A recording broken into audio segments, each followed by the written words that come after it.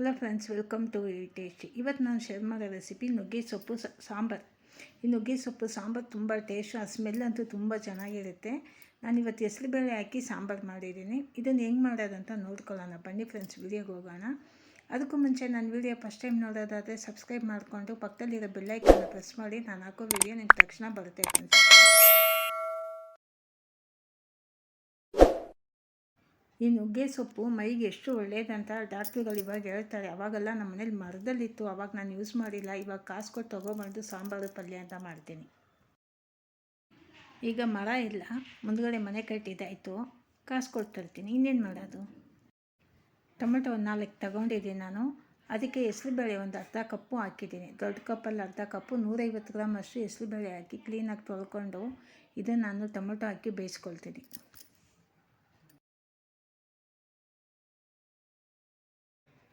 ಹೆಸರುಬೇಳೆ ಕ್ಲೀನಾಗಿ ತೊಳ್ಕೊಂಡೆ. ಈಗ ಕಟ್ ಮಾಡಿ ಇಟ್ಟಿರೋ ಟೊಮೊಟೊನ ಹಾಕಿ ಒಂದು 1/4 ಲೀಟ್ರಿಗೂ ಒಂದು ಸ್ವಲ್ಪ ಜಾಸ್ತಿ ಹಾಕಿ, ದೊಡ್ಡ ಲೋಟದಲ್ಲಿ 1 ಲೋಟ ನೀರು ಹಾಕಿದ್ದೀನಿ ನಾನು. ಇದನ್ನು ಒಂದು 3 ವಿಸಿಲ್ ಇಟ್ಕೊಳ್ಳೋಣ, ಚೆನ್ನಾಗಿ ಬೇಯಿಸ್ಕೊಳ್ಳೋಣ.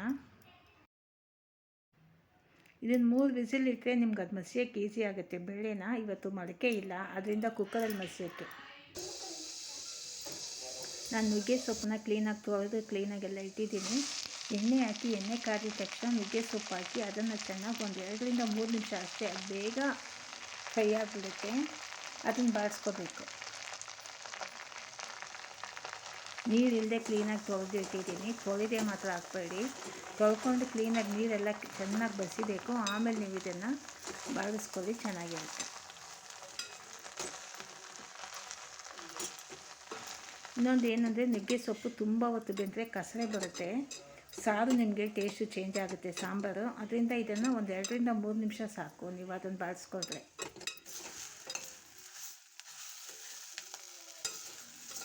ನಾನು ಸಿಮ್ಮಲ್ಲಿಟ್ಟೆ ಬಾಡಿಸಿದ್ದೀನಿ. ಈಗ ರೆಡಿಯಾಗೋಯ್ತು ನೋಡಿ, ಚೆನ್ನಾಗಿ ಬೆಂದಿದೆ.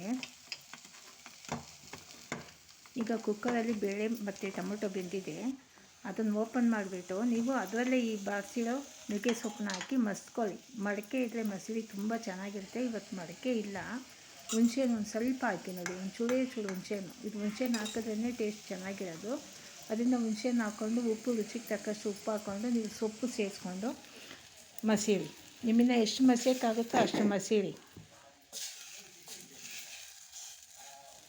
ಆದಷ್ಟು ಮಣ್ಣು ಮಡಕೆಯಲ್ಲಿ ಮಸೀರಿ, ಟೇಸ್ಟ್ ತುಂಬ ಚೆನ್ನಾಗಿರುತ್ತೆ. ಇವತ್ತು ಮಡಕೆ ಇಲ್ಲದೆ ಇರೋದಕ್ಕೆ ನಾನು ಕುಕ್ಕರಲ್ಲೇ ತುಂಬ ಕಷ್ಟಪಟ್ಟು ಮಸ್ತಿದ್ದೀನಿ. ತುಂಬ ಕಷ್ಟ ಆಗುತ್ತೆ ಮಸಿಯೋಕ್ಕೆ. ಈಗ ಮಸ್ಕೊಂಡೆ. ನೀರು ಬೇಕಾದರೆ ನೀವು ಬಿಸಿನೀರು ಇಟ್ಟು ಒಂದು ಸ್ವಲ್ಪ ನೀವು ಅದನ್ನು ಸೇರಿಸ್ಕೊಳ್ಳಿ. ತಣ್ಣೀರು ಮಾತ್ರ ಸೇರ್ಸೋಕ್ಕೆ ಹೋಗಬೇಡಿ. ಈಗ ಒಗ್ಗರಣೆ. ಎಣ್ಣೆ ಹಾಕಿದ್ದೀನಿ. ಎಣ್ಣೆ ಹಾಕಿದ್ಮೇಲೆ ಸಾಸಿವೆ ಸಿಡಿದಾದ್ಮೇಲೆ ಒಂದು ಸ್ವಲ್ಪ ಈರುಳ್ಳಿ ಕಟ್ ಮಾಡಿ ಇಟ್ಟಿದ್ದೀನಿ. ಅದನ್ನು ಸೇರಿಸಿ ಒಗ್ಗರಣೆ ಮಾಡ್ಕೊಳ್ಳೋಣ. ಇದಕ್ಕೆ ವಡಗಮ್ ಅಂತಾರಲ್ಲ, ಆ ವಡಗಮ್ ಹಾಕಿದ್ರೆ ತುಂಬ ಚೆನ್ನಾಗಿರುತ್ತೆ. ನಾನು ನನ್ನ ಮಗಳ ಮನೆಗೆ ಬಂದಿದ್ದೀನಿ, ಅಲ್ಲಿ ಅಡುಗೆ ಮಾಡ್ತಾಯಿದ್ದೀನಿ. ಅಲ್ಲಿ ವಡಗಮೆಲ್ಲ ಇಲ್ಲ, ಅದರಿಂದ ಈರುಳ್ಳಿ ಹಾಕ್ತೀನಿ. ಸಾಂಬಾರು ಈರುಳ್ಳಿ ಮತ್ತು ದೊಡ್ಡ ಈರುಳ್ಳಿ, ಬೆಳ್ಳುಳ್ಳಿ. ಸಾಸಿವೆ ಸಿಡಿದ ತಕ್ಷಣ 1-2 ಮೆಣಸಿನ್ಕಾಯಿ ಹಾಕ್ಬಿಟ್ಟು ಆಮೇಲೆ ಈರುಳ್ಳಿ ಬೆಳ್ಳುಳ್ಳಿ ಎಲ್ಲ ಸೇರಿಸಿ ಚೆನ್ನಾಗಿ ಫ್ರೈ ಮಾಡ್ಕೊಳ್ಳಿ. ಆದಷ್ಟು ಮೀಡಿಯಮ್ ಫ್ಲೇಮಲ್ಲೇ ಇಟ್ಟು ಫ್ರೈ ಮಾಡಿ.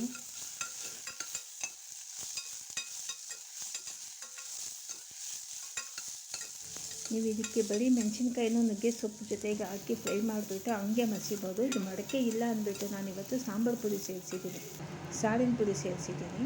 ಮಡಕೆ ಇದ್ದರೆ ನೀವು ಮೆಣಸಿನ್ಕಾಯಿನೇ ಹಾಕಿ ಅದ್ರ ಜೊತೆಗೆ ಹಾಕಿ ಮಸಿದ್ರೆ ಚೆನ್ನಾಗಿರುತ್ತೆ. ಇವತ್ತು ನಾನು ಸಾಂಬಾರು ಪುಡಿ ಹಾಕಿ ಸಾಂಬಾರು ಮಾಡಿದ್ದೀನಿ.